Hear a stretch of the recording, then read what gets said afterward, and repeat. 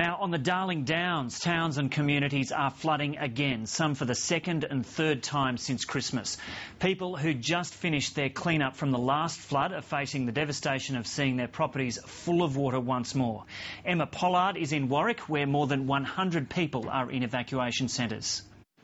The Southern Downs Agricultural Centre of Warwick has been isolated and split in two. I've never seen anything like this here at Warwick before. About 150 homes have been evacuated.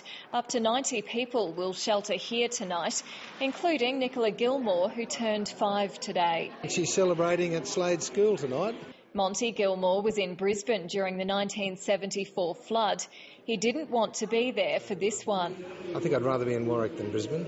Authorities say the Condamine River is still rising and up to 200 Warwick homes and businesses could be flooded. Truckies, travellers and locals are stranded. My husband and my 2 other children are stuck out there, so I can't get to them and they can't get to me at the moment. Despite their own flood emergencies, most people say their thoughts are with those who've lost loved ones. As I watched the news bulletins, I did find myself almost on the point of tears. Warwick is a town at the headwaters of the Condamine River, and the river is yet to peak here. All of the water will then head downstream toward places like Dalby and Condamine that have already been devastated by floods. The town of Dalby knows all too well what's coming its way. It's facing a fresh flood disaster. Already about 200 homes in the town have been flooded above their floorboards.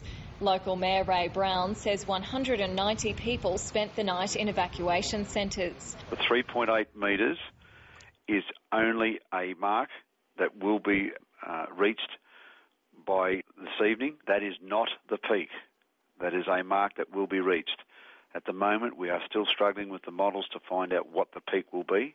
The Mile Creek fell slightly overnight, but is expected to rise again after heavy rainfall in the catchment. Further west in Chinchilla, the community's also awash again. Charlie's Creek is expected to peak at 7.5 metres later today, which is a similar level to the flood that devastated the town after Christmas. Condamine residents too have been warned to expect another major flood by tomorrow. Residents who just started their clean-up have been told to evacuate again. Emma Pollard, ABC News, Warwick.